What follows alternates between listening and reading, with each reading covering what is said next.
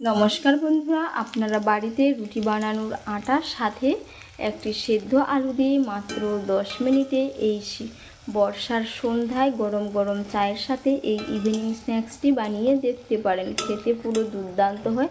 যারা চপ সিঙ্গারা খান তারা কিন্তু একেবারেই ভুলে যাবেন এই ইভিনিং স্ন্যাক্সটি খাওয়ার পরে।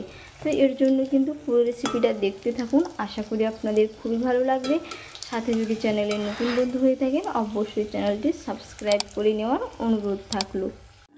কত সুন্দর হয়েছে আর কত সুন্দর এই যে মুচমুচে হয়েছে, আওয়াজটা শুনেই বুঝতে পেরেছেন। আর ভেতরটা কিন্তু একেবারে স্টাফিংয়ে ভরপুর। এর জন্য আমি একটি মিক্সিং বোল নিয়েছি। মিক্সিং বোলের মধ্যে দিয়ে দিচ্ছি 1 কাপ আটা। এখানে আপনারা আটার পরিবর্তে ময়দা দিয়েও এই স্ন্যাক্সটি বানিয়ে নিতে পারেন। এবার আমি এর মধ্যে দিয়ে দেব পরিমাণ মতো লবণ। পরিমাণ মতো লবণ দিয়ে দিলাম। এবার আমি এর মধ্যে দিয়ে দিচ্ছি 1 চুটকি জোয়ান। বাইরে থেকে কালারটা যাতে ভালো আসে এর জন্য আমি দিয়ে দিচ্ছি 1 চুটকি লঙ্কার গুঁড়ো, 4 ভাগের 1 ভাগ। একই সাথে দিয়ে দিচ্ছি 1 চামচ কাসুরি মেথি, হাত দিয়ে একটু কষলে এর মধ্যে দিয়ে দিলাম। এবার আমি ময়ামের জন্য দিয়ে দিব এই চামচের মাপ করে 2 চামচ সাদা তেল, আর 1 চামচ দিয়ে দেব। এবার আমি হাত দিয়ে খুব ভালো করে ময়াম করে নেব। খুব ভালো করে আমি ময়াম করে নিয়েছি। এই যে মুঠি বাঁধলে খুব সুন্দর হয়ে মুঠি হয়ে যাচ্ছে, এবার ভেঙে দিলে জুড়ি জুড়ি হয়ে পড়ে যাচ্ছে। এইভাবেই কিন্তু পারফেক্ট করে ময়ামটা করে নিতে হবে। তো এবার আমি এর মধ্যে অল্প অল্প জল দিয়ে একটি সেমি সফট ডো রেডি করে নেব।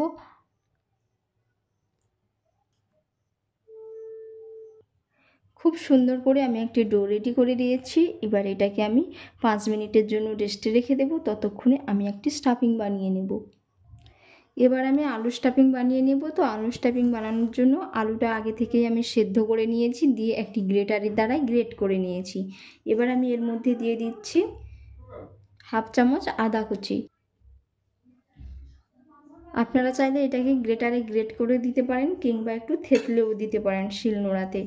এবার আমি দিয়ে দিচ্ছি মিডিয়াম সাইজের একটি পেঁয়াজ কুচি করে নিয়েছি, দিয়ে দিলাম। আপনারা এখানে পেঁয়াজ কিংবা রসুন চাইলে দিতে পারেন, না হলে স্কিপ করতে পারেন। সাথে একটু অল্প করে 1 চিমটি মতো হলুদের গুঁড়ো একসাথে দিয়ে দিয়েছি কালারটা ভালো আনার জন্য।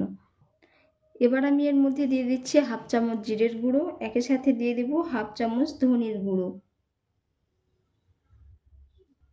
এবার দিয়ে দিচ্ছি এর মধ্যে 1/2 চামচ ম্যাগি মশলা। এবার দিয়ে দিচ্ছি এর মধ্যে পরিমাণ মতো লবণ।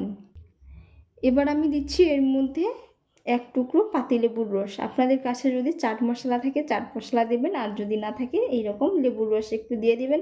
খেতে দারুণ লাগবে, একেবারে চটপটা ভাব লাগবে। এবার আমি সমস্ত উপকরণগুলো ভালো করে একসাথে মিশিয়ে নেব। খুব সুন্দর করে আমার স্টাফিং রেডি হয়ে গেছে। এবার আমি ডোটা যে রেস্টে রেখেছিলাম দেখে নেব। 5 মিনিটের জন্য ডোটা রেস্টে রেখেছিলাম। এই যে আগের তুলনায় অনেকটাই কিন্তু সফট হয়ে গেছে। এবার এটাকে আমি রুটির মতো করে বড় করে বেলে নেব। আর এর থিকনেসটা কিন্তু রুটির থেকে সামান্য ঈষৎ একটু মোটা থাকবে। খুব সুন্দর করে বড় করে বেলে নিয়েছি, আর থিকনেসটা দেখে নিশ্চয়ই বুঝতে পেরেছেন রুটির থেকে সামান্য একটু ঈষৎভাবে আমি মোটা রেখেছি। এবার আমি এর মধ্যে স্টাফিংটা লাগিয়ে নেব।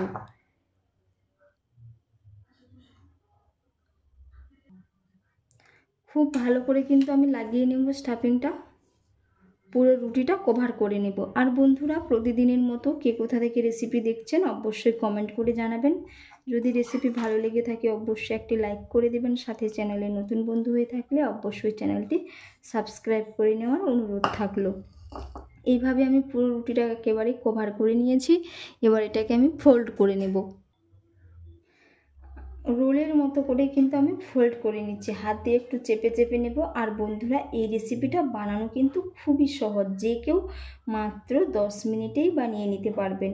চা বসিয়ে এই বর্ষার দিনে ইভিনিং স্ন্যাক্সের জন্য এই স্ন্যাক্সটি একেবারেই পারফেক্ট। আর হাতের কাছে থাকা মাত্র কয়েকটা উপকরণ দিয়েই কিন্তু আপনারা বানিয়ে নিতে পারবেন। এই যে খুব সুন্দর করে আমি ফোল্ড করে নিয়েছি। আর এখানে যাতে না খুলে যায় এর জন্য অল্প করে একটু জল লাগিয়ে এটাকে লাগিয়ে নেব। এইভাবে আমি সেট করে দিলাম। এবার এটা একটা ছুরির দ্বারাই আমি কেটে নেব।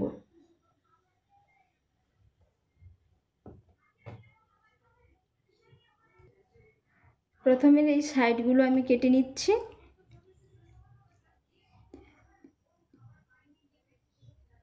এইরকম খুব বেশি বড়ও না এবং খুব বেশি ছোট না, এইরকমভাবেই আমি কিন্তু এক এক করে কেটে নেব।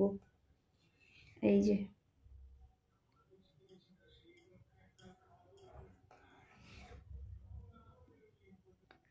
খুব সুন্দর করে কেটে নিয়েছি। এবার এগুলো হাত দিয়ে আমি একটু চ্যাপ্টা করে নেব, যাতে না স্টাফিংটা বেরিয়ে যায়। এরকম করে এবার আমি এই যে চ্যাপ্টা করে দিচ্ছি।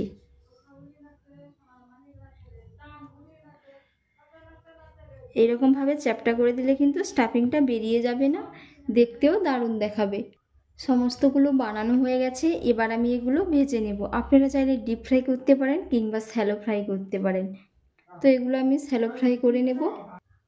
কড়াইয়ের মধ্যে আমি দিয়ে দিচ্ছি 2 চামচ সাদা তেল।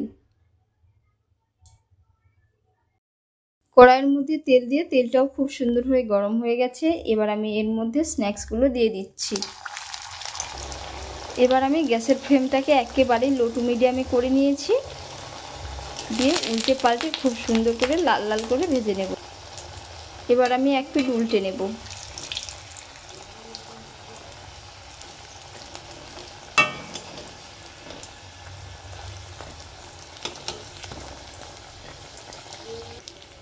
খুব সুন্দর করে ভেজে নিয়েছি। এবার আমি এগুলো তুলে নেব, বাকিগুলো ঠিক একই রকমভাবেই ভেজে নেব। আর বন্ধুরা, এগুলো ডুবো তেলে ভাজার ফলেই কিন্তু যদি আপনারা ভাজেন তাহলে এই যে ভেতরে যে আলু স্টাফিংটা দিয়েছি ওটা কিন্তু বেরিয়ে যাবে। এর কারণে আমি অল্প তেলেই ভেজে নিয়েছি। এক এক করে আমি সমস্তগুলো বানিয়ে নিয়েছি। আর কত সুন্দর হয়েছে বানানোর পরে, একেবারেই কিন্তু মুচমুচে হয়েছে। 2 চামচ তেলে যে এত সুন্দর মুচমুচে বানানো যায়, আপনারা যদি না বাড়িতে একবার বানান তো আপনাদের বিশ্বাস হবে না। আর এতক্ষণ পুরো রেসিপিটা দেখার জন্য আপনাদের অসংখ্য অসংখ্য ধন্যবাদ থাকলো।